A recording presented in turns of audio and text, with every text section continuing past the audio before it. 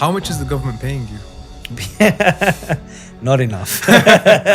If it was up to Elon Musk, he'd want to be born in a country that is suitable to his taxes.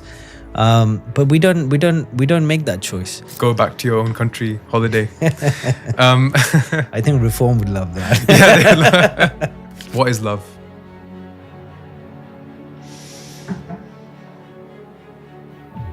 I don't know what's going on.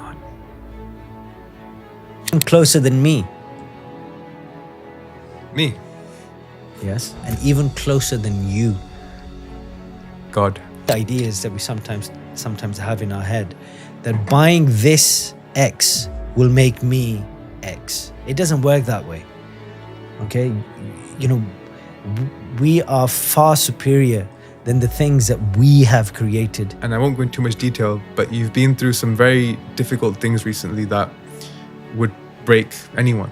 And despite that, you've kept your whole life going, you know, all the work you're doing. As a fun fact, dear sensei, I think between September and October, did about 60 back-to-back events that you spoke at across Pakistan and even the USA as well, for a little bit in between. And I've always found that crazy how you've maintained your work and impact despite in the background struggling with so much. Someone who has gained everything in the world and lost the remembrance of Allah, what has he gained? And someone who has lost all the world and gained the remembrance of Allah, he has gained everything. You find someone to love. I think you're a better authority on that than me, so you can tell me. I can't tell you. IUH, okay? To make us happy.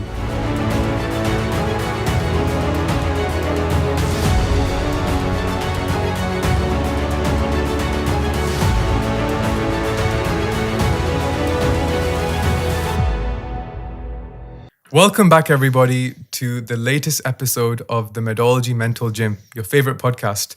Last episode, you guys loved it so much, so we thought we'd bring you the next one even quicker. And today's episode is with someone very, very special. He might even be my favorite sensei, by the way.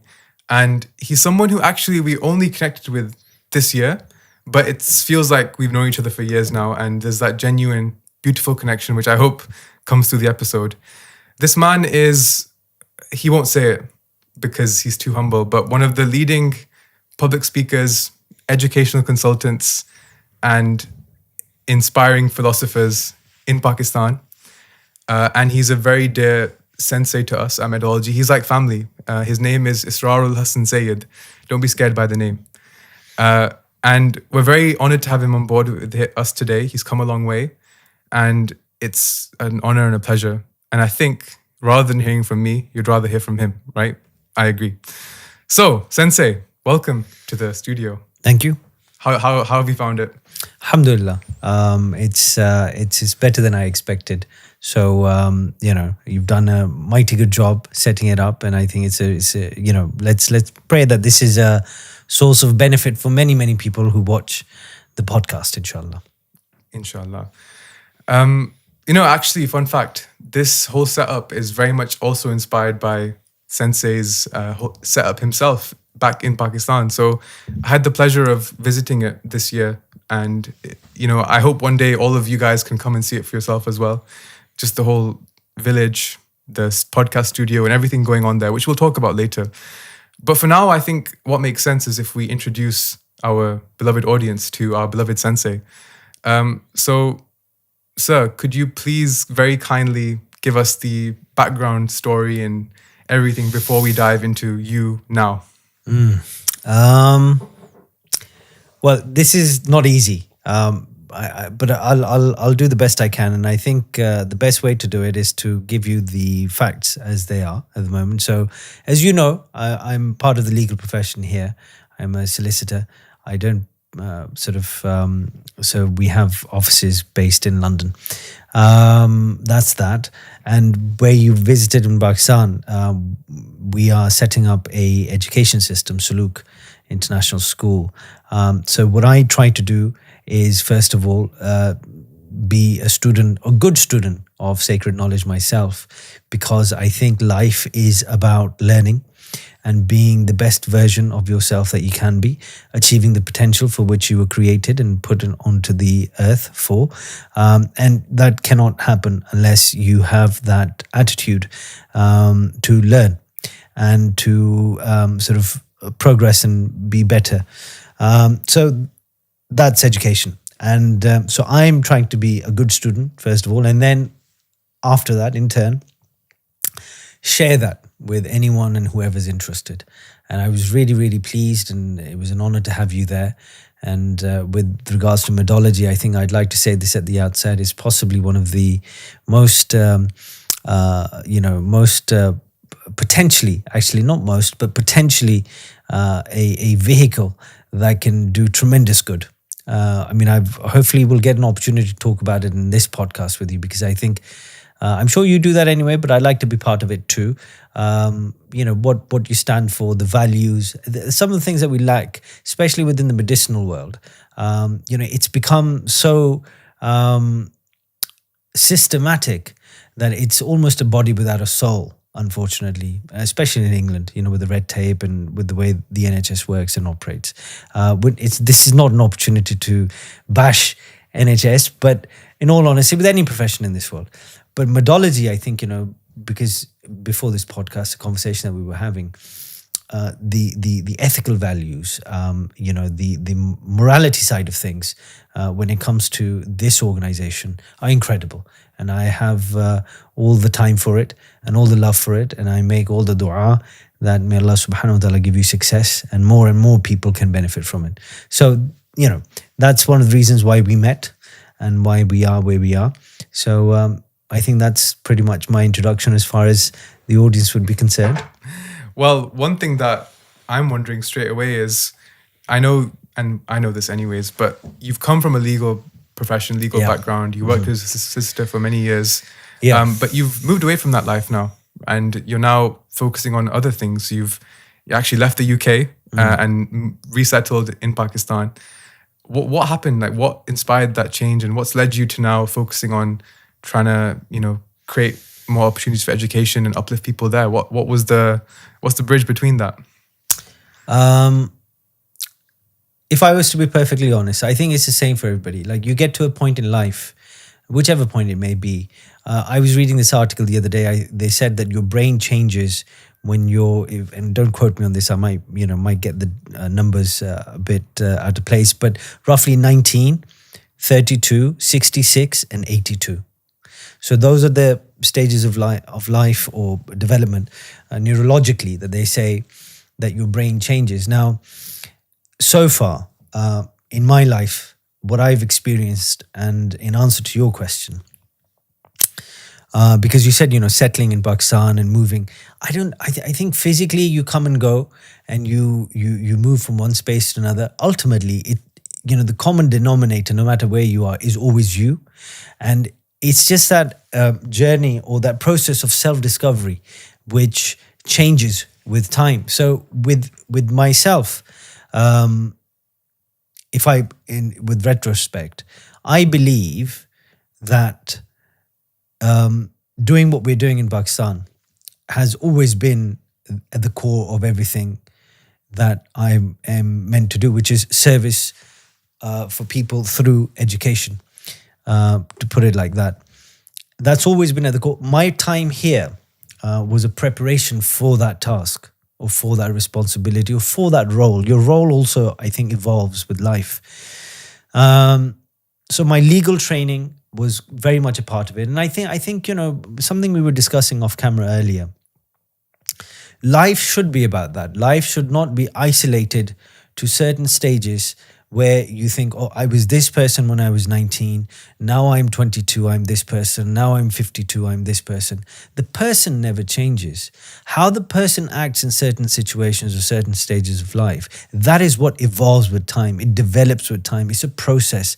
It's an ongoing, it's like one string and you're at a different part of the string at a different time as the time goes on. So at the core of, if I was to talk about my journey, I suppose, if you want to put it that way, which isn't that interesting. I'll be honest with you. I'm very average and very, very common. But I think it happens to everybody. And if you look at it this way, I benefited a lot, and I think some of our audience would too. Your purpose, as and when it reveals itself to you, and when it does, you realize that this was always the core. So, for example, in my case, the education side of things, Suluk, the school, the system that we're developing, it was always at the core. My legal training is something that is helping me tremendously in that. My background academically is something which is helping me tremendously in that. My mistakes that I've made in life, and there are too many to count, are helping me tremendously in that. My education with some of the best teachers I could have ever hoped for is something which is helping me tremendously in that core objective, in that purpose that I have found.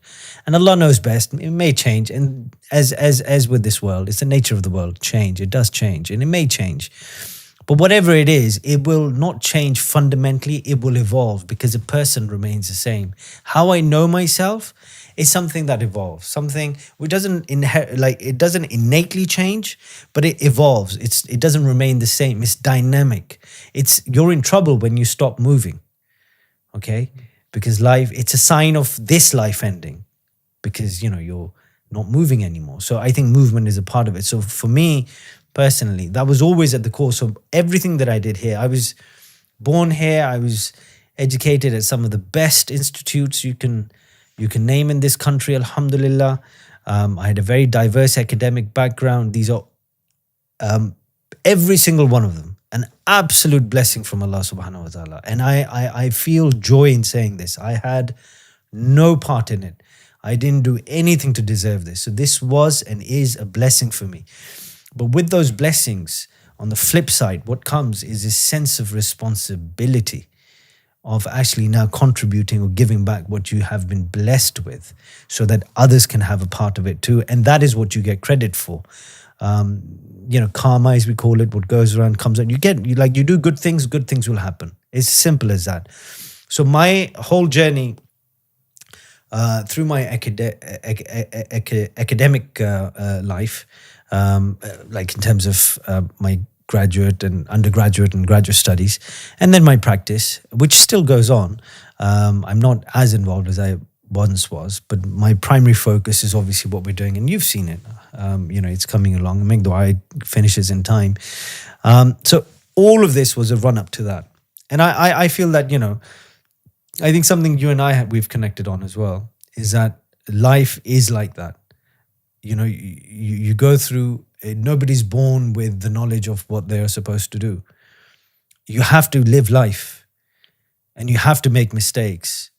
You have to take the wrong turns, not deliberately, but you need to embrace that because it's part of life. Only for you one day to arrive at the right turn, at the right point, at the right place in life, which will lead on to you doing what you were created to do. And that's purpose.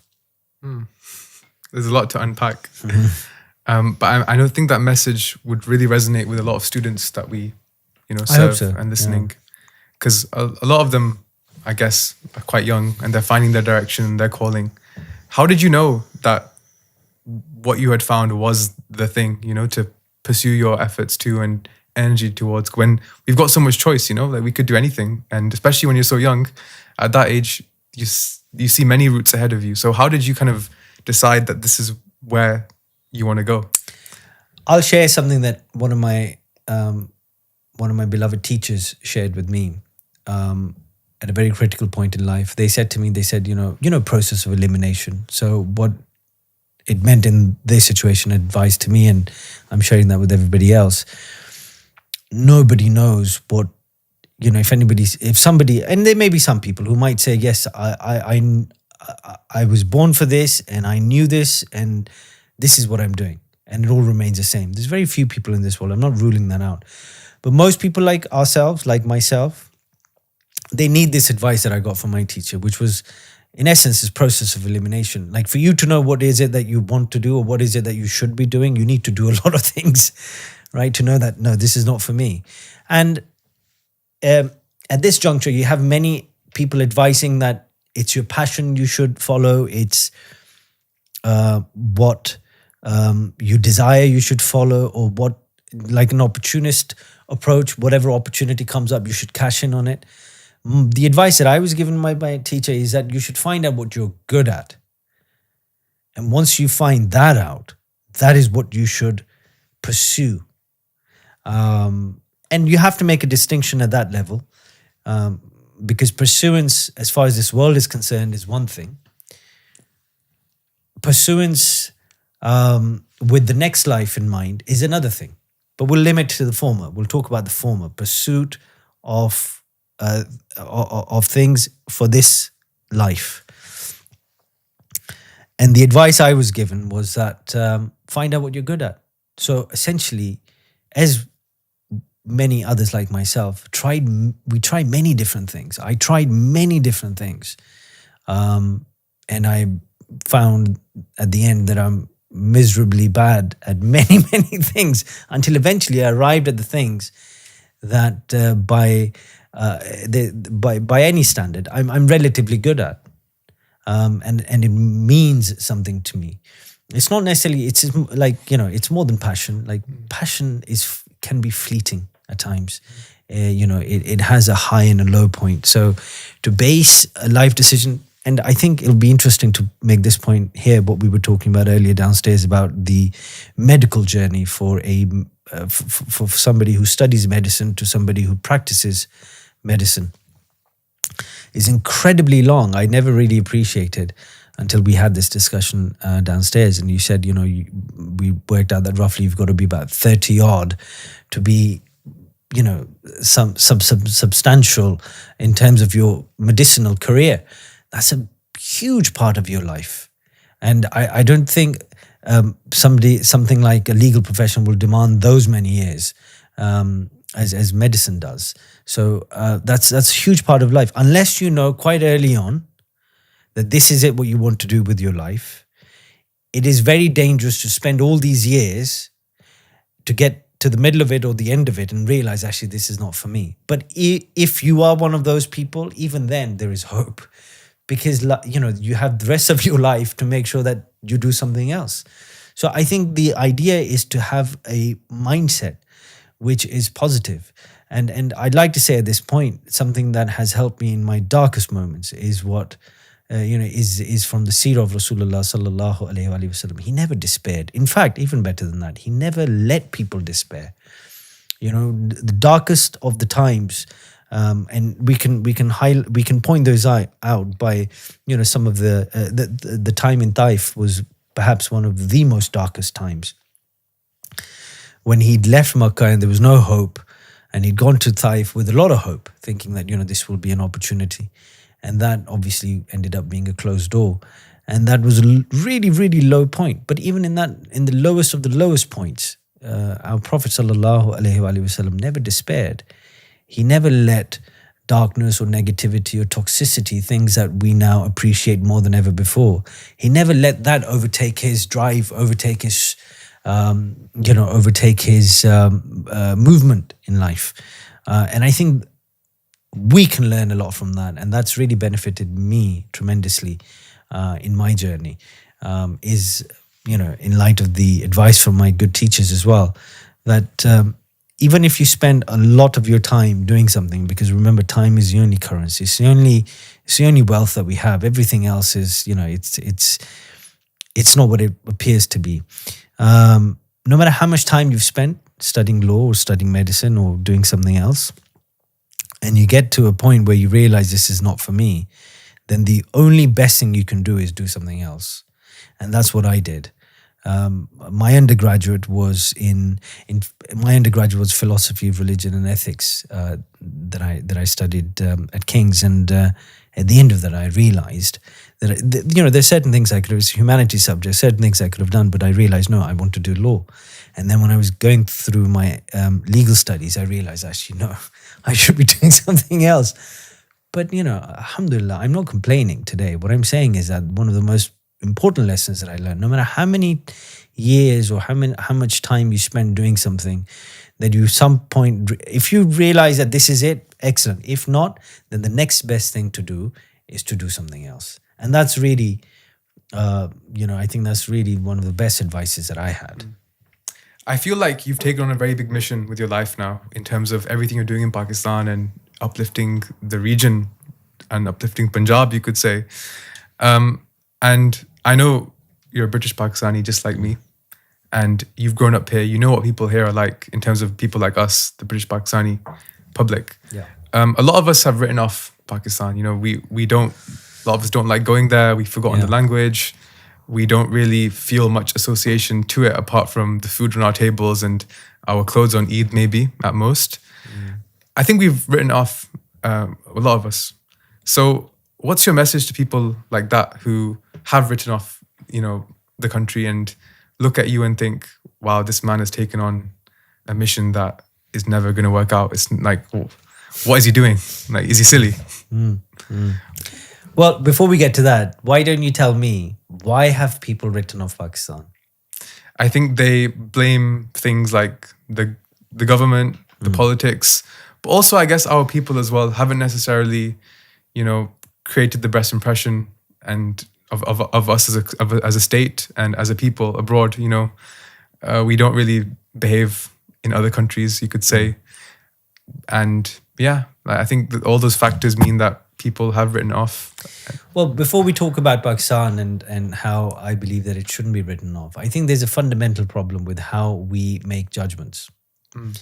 And we all make judgments. We shouldn't make judgments, but we all have to make judgments to, for example, you see a snake and you make a judgment whether it's going to be venomous or not. And based on how much you know about snakes, certain colors indicate that they are, and certain color snakes indicate that they're not venomous. Now, if you have that information, if you have that knowledge, then you can make that judgment. So we do make judgments. Similarly with Pakistan or Pakistani people, we make a judgment. So with regards to politics or politicians or the government setup, how many politicians do we know?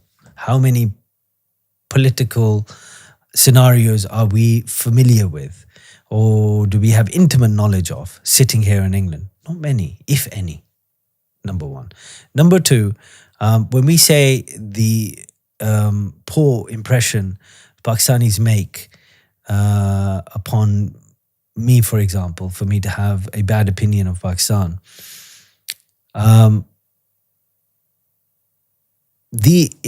Pakistanis, that if I will allow somebody, I'll give you an example to make my point clear. If I allow somebody to decide my opinion of something, then I'm not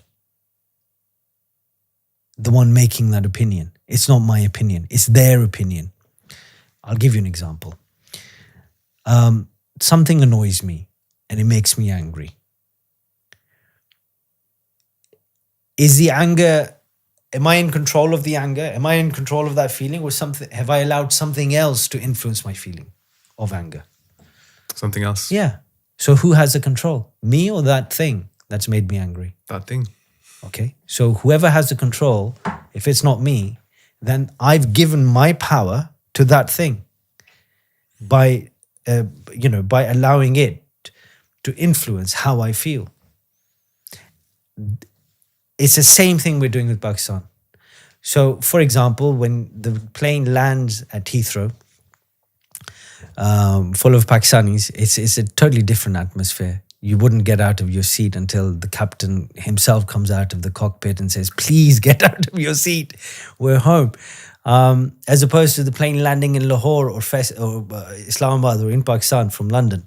The pilot would be mid-air and people would be jumping out of their seats, grabbing their luggage. And you think these are the same people on the same return or, outbound or inbound journey. How can they be so different? The environment has an impact on you. How you feel towards that environment has an impact on you. Not everyone on that plane does that. So that goes on to show that not everyone is the same. Okay. And it also makes a point that they have decided to act in a certain way, and that's on them. It's not on me. So why should I see their behavior and let that, let that decide the impression I'm going to have of Pakistan, of my people? Why would I do that? unless there's something wrong with the way I make judgments. So I think we need to look at how we make judgments. And we need to establish a groundwork. We need to have a paradigm or a model to follow in which we make good judgments. And based on that, we can then decide. Like when you came to Pakistan, I remember we had a really, really good time and we went around. And you were very kind to come visit me. And you saw that side. And I remember, I'm not quoting you, but I remember you saying something along the lines that, you know, I haven't really seen this side of Pakistan, or, you know, and the time that we spent together. And I could tell that this is something new for you. Okay. But just because something is new for you doesn't mean that it's never been there, or if it's or it's something new, full stop. It's new for you. It's always been there. There's good and bad in every society. So if we can fix the way we make judgments and we decide how we're going to view certain things and the process with which we're going to view it, the outcome will be different. So there's an argument to be made.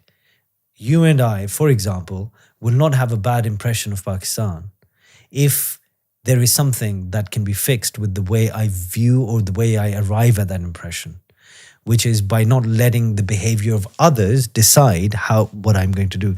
My impression should be based on my experience.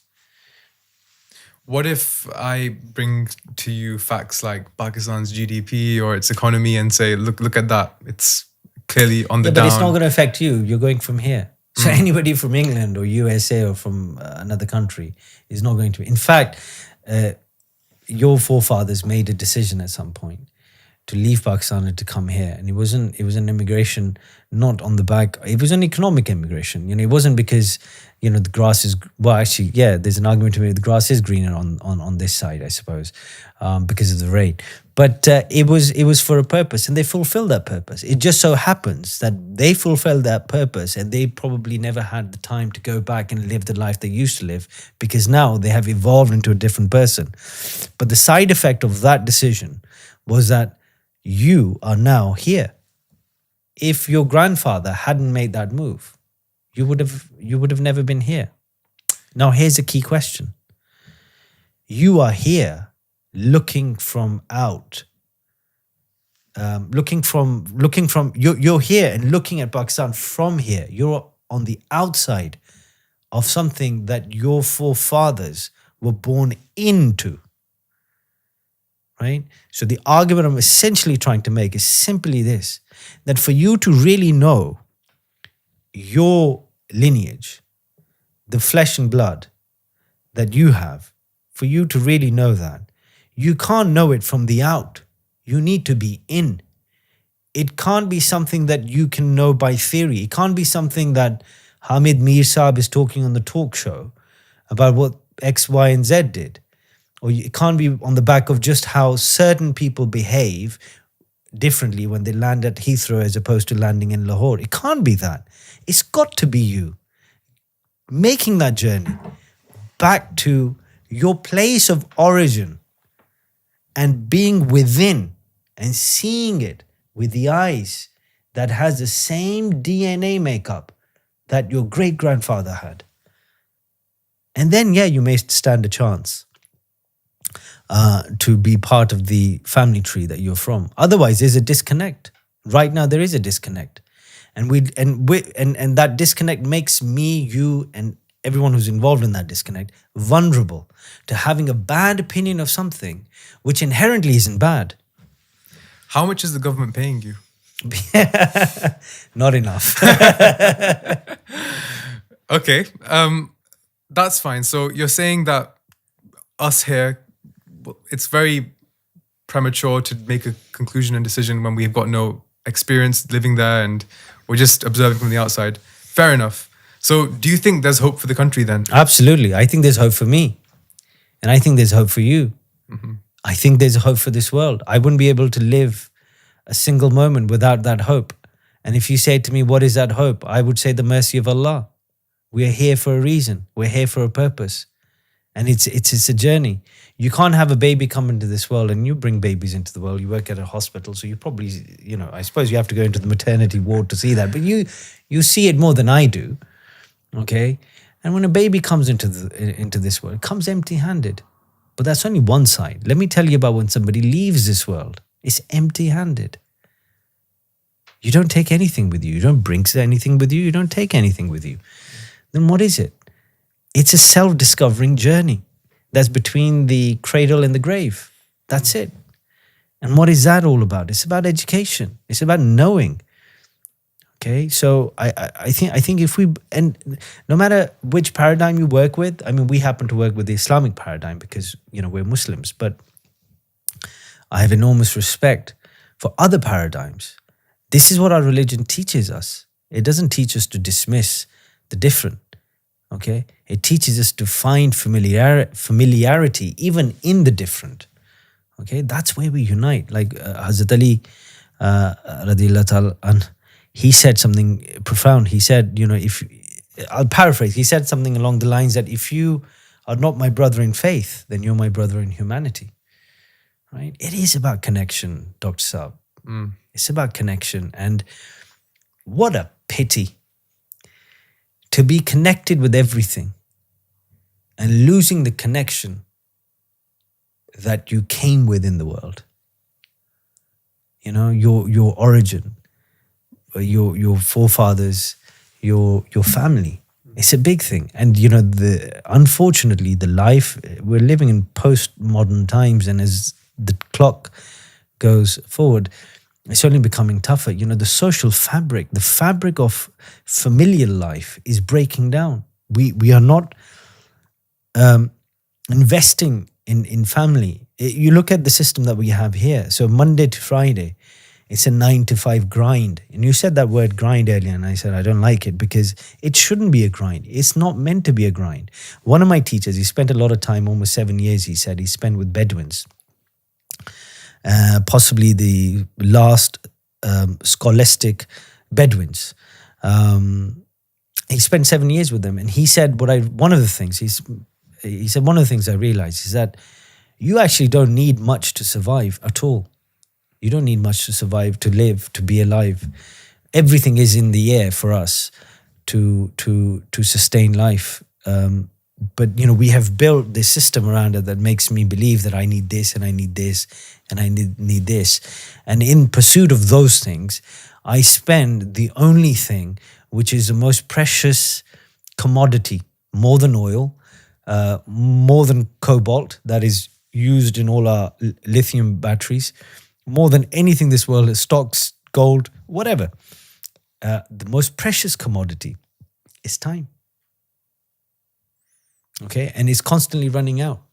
And my teacher who spent all that time there, he said, we don't need much to stay alive. Yet we spend time acquiring things with our time that sucks the life out of us. And that's what this system is doing. So you have a good friend of mine, I was sitting, he's a pharmacist. And he said, my rota changed recently. Like by recently means 2-3 years. So he said, my rota changed. And I said, okay, so what? And he said, the thing that I realized after my rota change is that I have no time for my kids. He works from early hours till late evenings. And he only has like a day or two off, as you would. But 5 days a week, you're doing something where by design, you're meant to miss that dinner time with your kids. By design, you're meant to leave your kids with somebody else to look after them. Okay? So when these things happen, the value system starts breaking down. And this is what this system is almost, and it's our doing. I'm not blaming anybody. This is our doing. I believe that life should be about not breaking away actually. Life should be about making progress in that system, making it fit for my use, for your use. Very true. And I'll look forward to unpack that in a bit, actually. For now, I want to actually zoom back into something that you said to me the first time we met, which is that you said that we all have a duty towards the land that birthed us, our ancestors and everything. And I know the reason, but to someone listening in or hearing that for the first time, why? Like, why do we all have a duty to the land we came from or our ancestors when surely they did what they did to set us up where we are now. Like they didn't do what they did for us to go and reverse everything they did, if that makes sense, right? So what's the reason that we all have that duty? Don't you want to know who you are? I'd love to. Okay, so how tall are you? I think I'm like 6'2". 6'2". Have you had anybody in your family say that you are like X in terms of height? Yeah. So you got it from? My maternal uncle. Well, there you go. So don't you want to know him? I know him. Okay, but let's imagine it's your great uncle. Yeah. Wouldn't you want to know him? And to know him, wouldn't you want to go to where he's from? Okay, wouldn't you want to know the land that he came from? It's all part of knowing you. Yes, it is a bit selfish, but you need to know yourself. And to know yourself, you need to know where you came from and what shaped. I mean, we can understand what shaped the decision that our forefathers made, grandfathers made, grandmothers made in coming to this country. We had no power over whether we wanted to be born here or somewhere else. I think if it was up to Elon Musk, he'd want to be born in a country that is suitable to his taxes. But we don't make that choice. The choice that we make is whether we want to know our tradition, whether we want to know where we come from, so that we can find out who we are. But the key question is, why do you want to know you? It's so that you can find your purpose. Why was I put here? What am I here to do? I want something that is going to be meaningful. And that's the whole thing.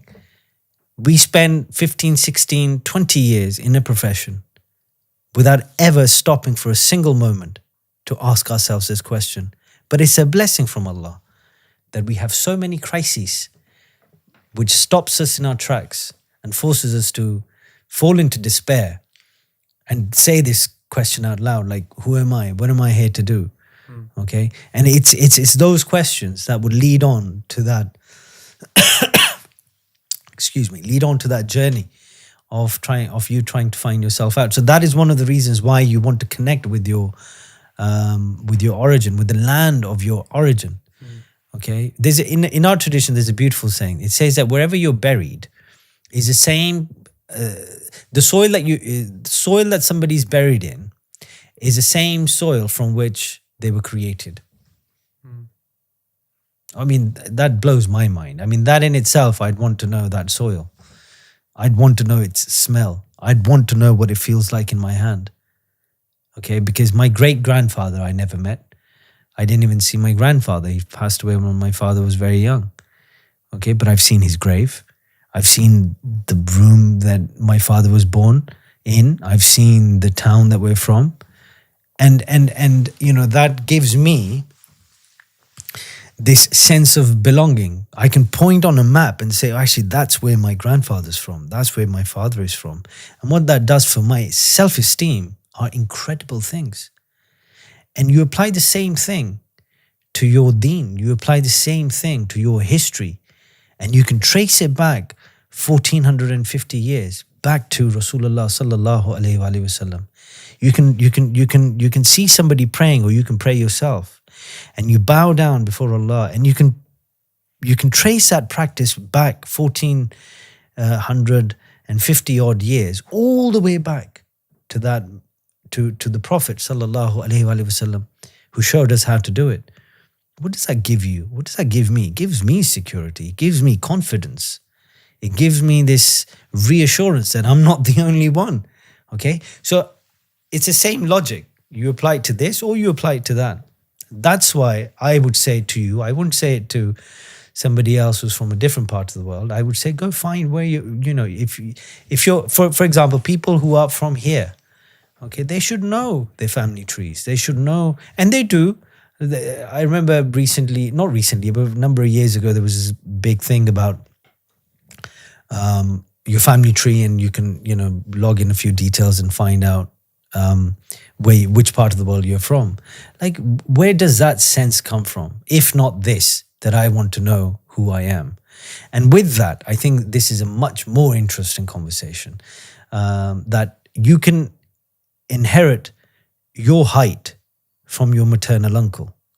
What about the complexes from the same family that we have inherited. How are we going to address those on top of the new complexes and insecurities that my environment will give me? And the reason I need to know that, most importantly, is so that innocently I do not pass that on to the next generation. That's a responsibility. So that alone in itself is enough for me to take a sabbatical and go out and find out where I'm from. And I would encourage everybody to do that. Let's do it. Let's go on a Medology, go back to your own country holiday. I think Reform would love that. Right, Ustad. I want to change the angle a little bit. Yeah. I've got a question for you that's going to take you by surprise. Okay. What is love?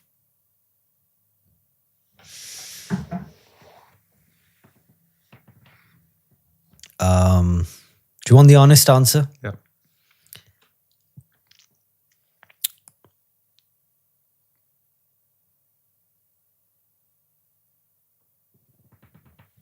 I don't know what's going on.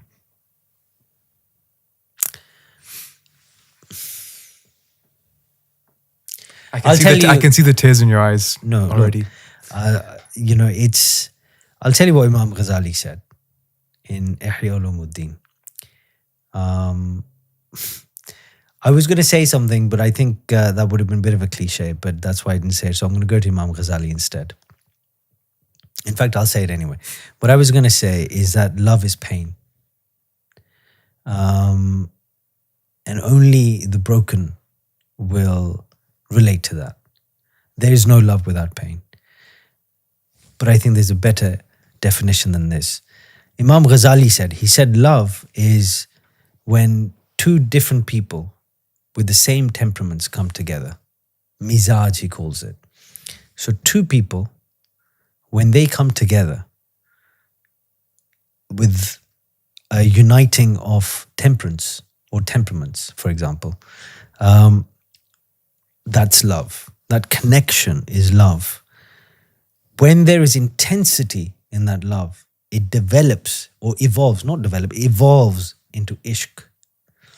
And when the beloved and the lover cannot exist without each other, it becomes mawaddat.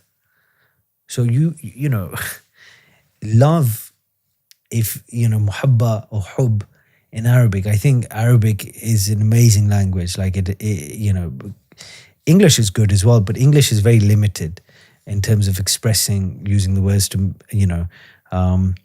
so mawaddat is when the lover detached from the beloved dies. A step down is ishq, which is intense love.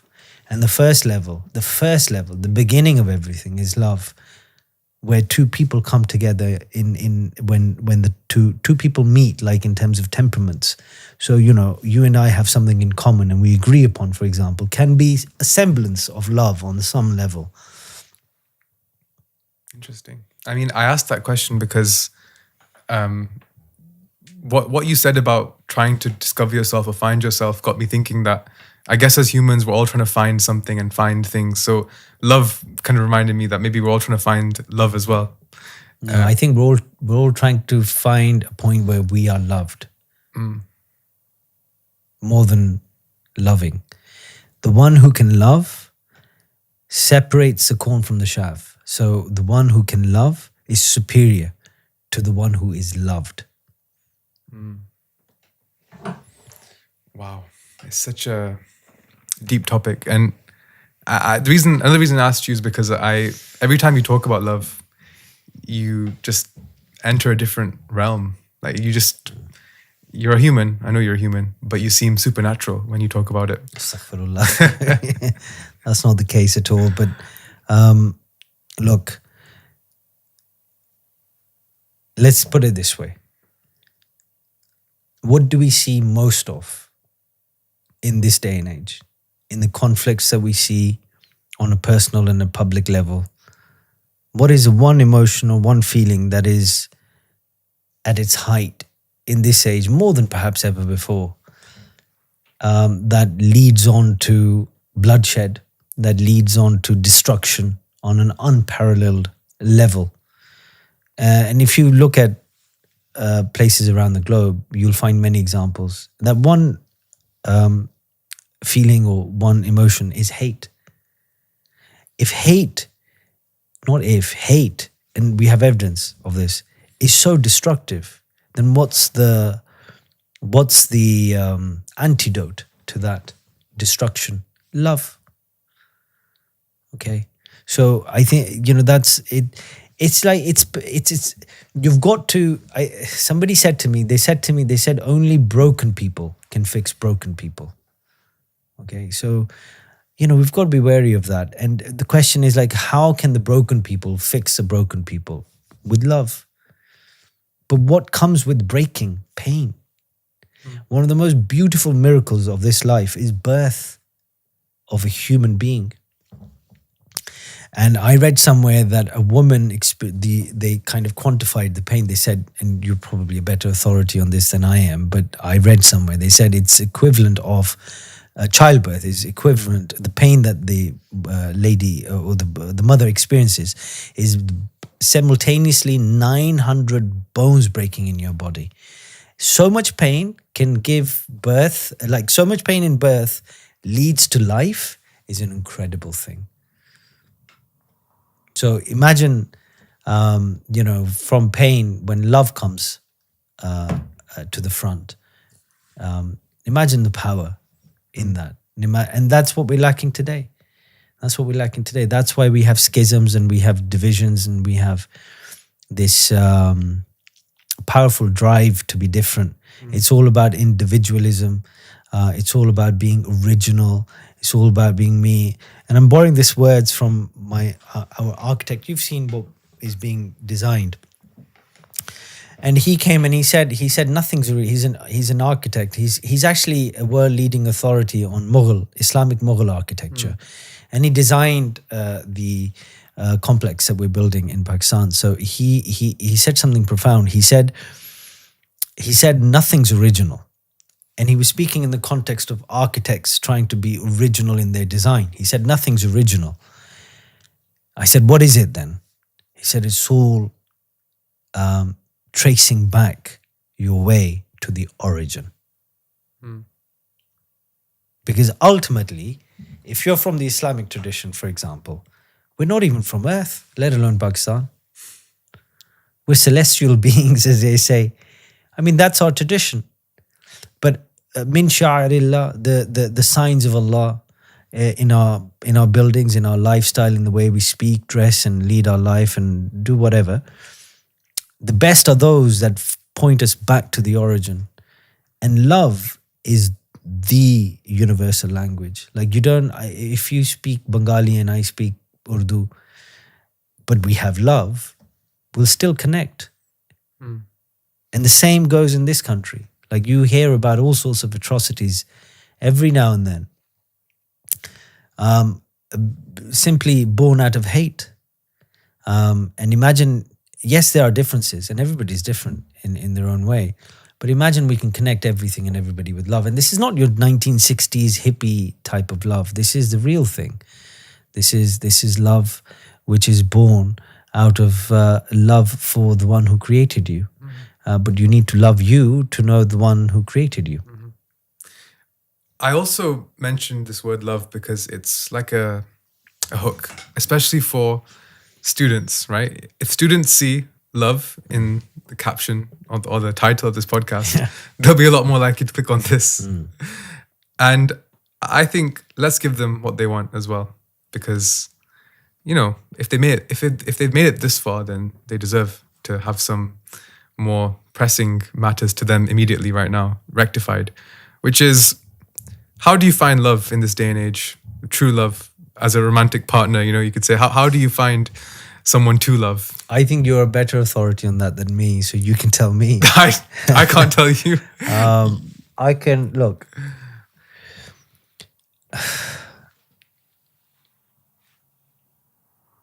Looking for love doesn't find love. I think what needs to be done, just like with you going into an operation theater, what do? You prep. You get ready. It's the same thing here. You've got to prep. You've got to make peace with yourself. with your flaws, with your weaknesses. And this is not just, some philosophy out of a 99 pence book. I'm telling you the real thing. Okay, and I think for everybody's understanding, I won't philosophize too much. In simple, you've got to love yourself to know what love is, so that you can share it with somebody else.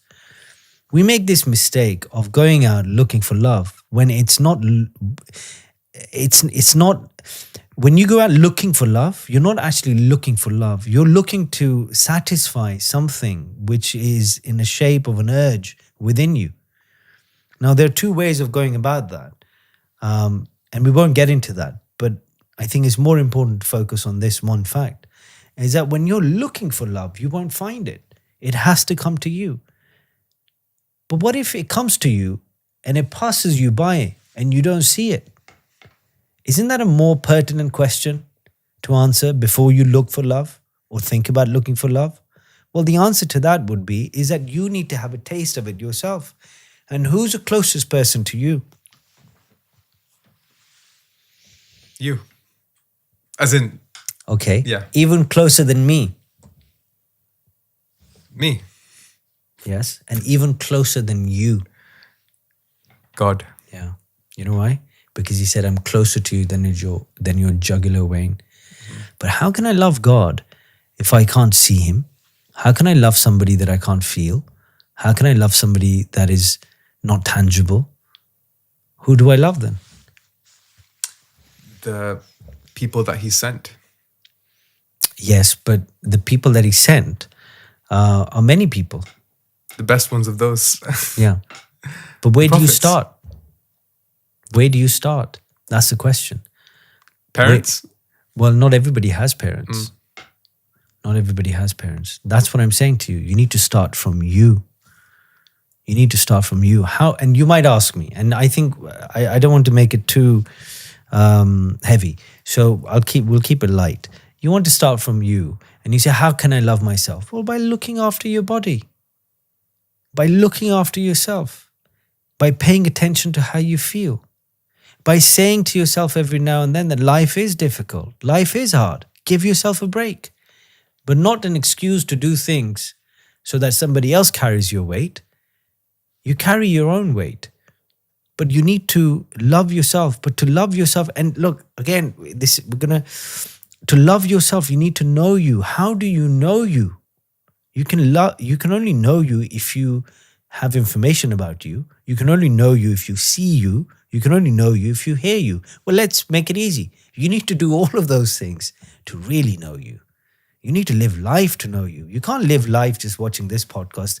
As much as Dr. Amin wants everybody to watch this podcast, you should watch this podcast so that we can get the credit for saying the right things to you. But look, we need to get out. You need to travel. You need to see this world. I was driving on the way up and I came a long way today. And I can't remember. It was just after Birmingham. And I looked out, because it was raining a lot from where we come from in the earlier part of the journey. And the skies cleared up after Birmingham.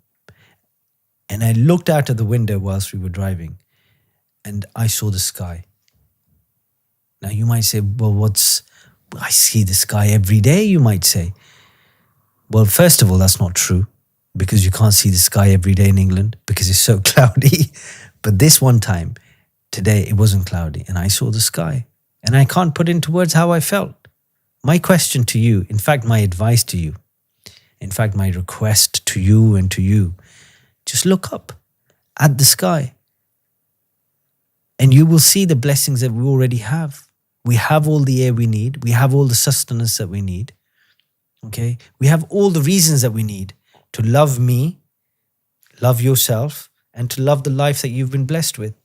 And the purpose is to love him who gave it to you. So I think in between that, you can find, and there's levels, like people love their parents, people love their partners, spouses, children. Yes, these are phases, but the ultimate love is only for God. We'll move away from this topic because I think we should have a fully separate episode on love, marriage, relationships, maybe at some point. Yeah. Or maybe that might be a horrific thing for you to talk about. Maybe not. But anyways, I also asked you about love because I think you're someone who it's hard to describe, and I'm not just showering unnecessary praise on you, but you almost radiate love. Like when you speak about certain topics, when you speak about, the prophets and God and stuff, you do radiate that. So I've always wondered what your, thoughts are and views are and things to share about that topic are. But what I'm actually curious about right now is I know, and I won't go into too much detail, but you've been through some very difficult things recently that would break anyone. And despite that, you've kept your whole life going, all the work you're doing. As a fun fact, dear sensei, I think between September and October, did about 60 back-to-back events that you spoke at across Pakistan and even the USA as well, for a little bit in between. And I've always found that crazy how you've maintained your work and impact despite in the background struggling with so much that could break anyone and would seriously hold anyone back. So how have you powered through that? What's been the secret to, I guess, staying resilient and battling through those challenges? Well, by believing fundamentally that everyone struggles, everyone goes through pain, everyone loses things, everyone is alone at one point or another. So it doesn't give me comfort, that thought, but it gives me, weirdly enough, it gives me this, it gives me this sense that I'm not alone and there are other people with me. But more importantly, I want to share this with you. He's passed away now, Wahiduddin Khan Sahab. And I was watching one of his videos a while back, and he said this one thing, and it deeply moved me. And he was very emotional when he said this. He said, I sat up one night and I realized that I haven't felt that ecstatic state of longing for Allah. And he said, in that moment I had this, I'm paraphrasing, he said, in the moment I felt this profound loneliness that I never felt before. And what moved me is his next sentence. Because he said the very next moment that followed that moment of utter loneliness, and we find ourselves lonely many, many times. I traveled on the tube the other day after quite a long time. And it was very different to how it was just a few years back when I traveled. So I've traveled on the tube after a few years, I think. You would get an eye contact every now and then. London tube, London is London, I suppose. But everybody was either in their smartphones or just in their own thoughts. There was no icon, and that's loneliness. When there's no connection, we're social human beings, we're social animals. We need that connection. Excuse me. And Wahiduddin Khan Sahab, what he said next really, really had an impact. He said it was a profoundly lonely moment, he said, that he had. And in that, he had this sense that he has not had a connection with his Lord. He said, I felt totally alone. The next thing had the impact, which he said, from a place deep within me that I cannot name, there came this cry to my Lord, that have you left me? And Khan Sahib said, Wahiduddin Khan said, he said, in that instant, I had the fath, the opening of that connection with Allah. And I felt loneliness no more. I really believe, may Allah give everybody a long, healthy life, our parents, the ones that we love. We all go through struggles, and I've had mine, and you're having yours, and everybody has their own. This is not about me, and it shouldn't be about me anyway. I'm not nearly important enough to be discussed. But I think human struggles are important to be discussed. I think our well-being is important to be discussed. I think our mental health is important enough to be discussed. We should discuss these things. We should discuss this lack of connection that we have in our society. And as Muslims, as people of faith, and you can be Jewish, you can be Christian, or you can be somebody of no faith, but yet you will have faith in something. If not the supernatural being, then maybe science. If not science, then maybe your own strength. You have faith in something.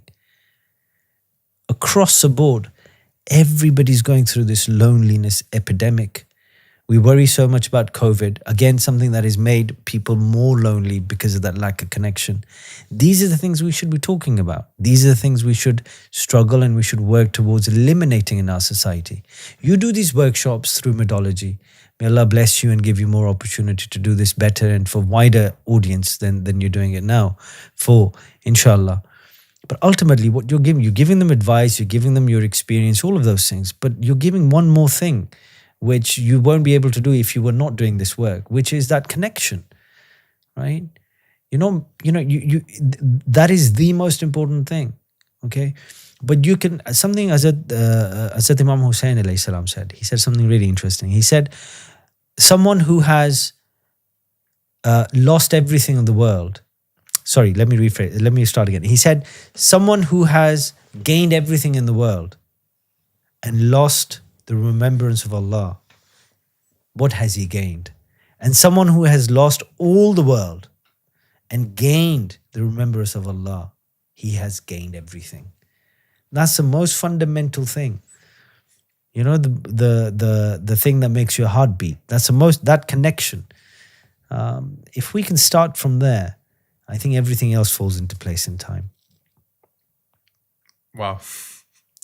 I always like how the discussion starts on one thing and then it goes to many other places, and you're like a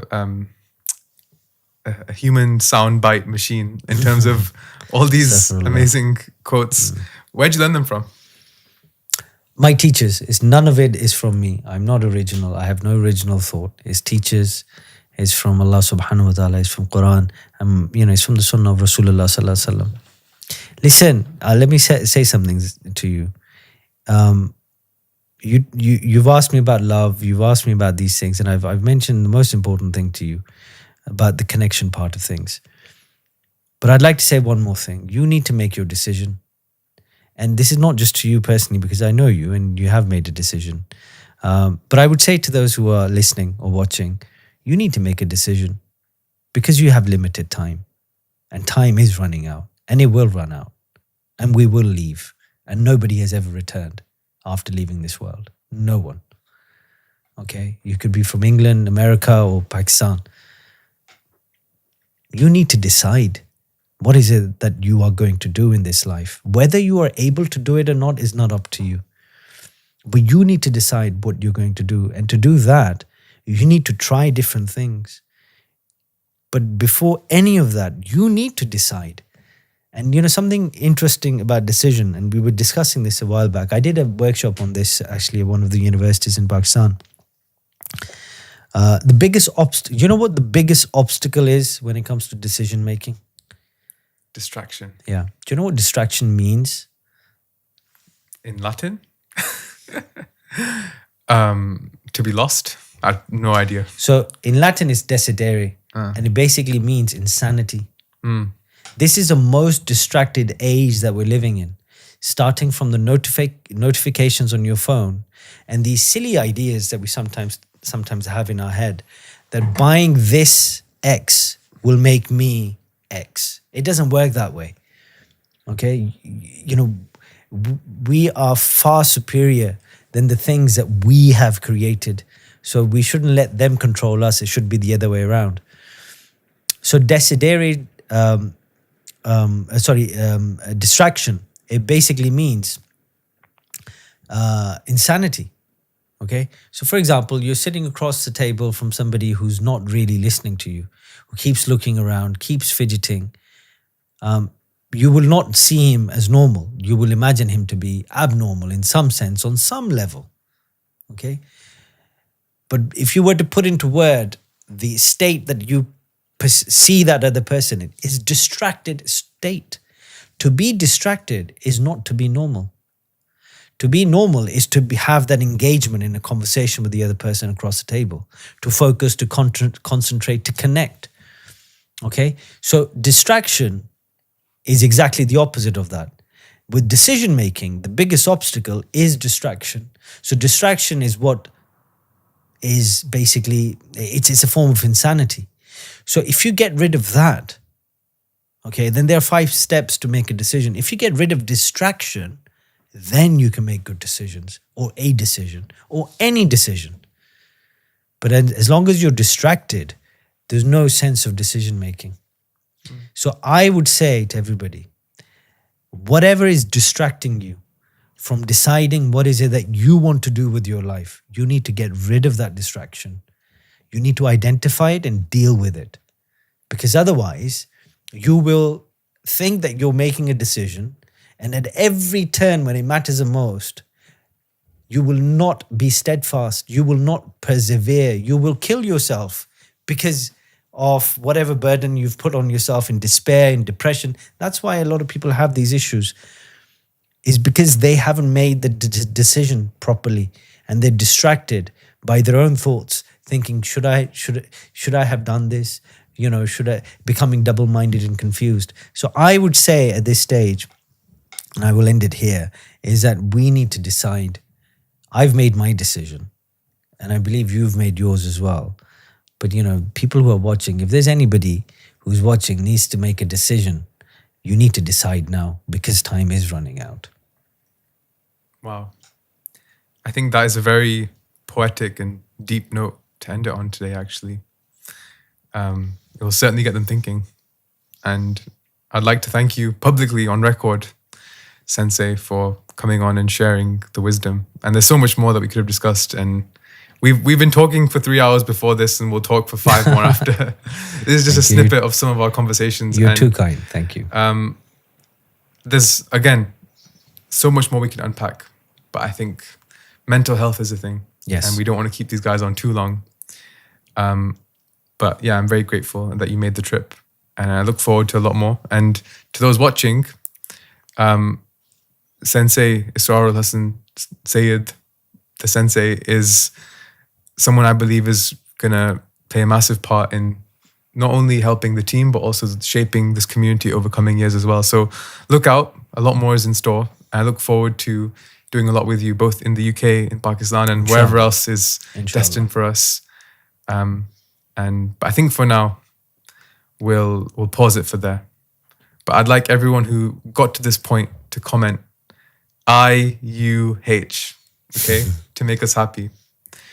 And we'll see you on the next episode. Thank you so much.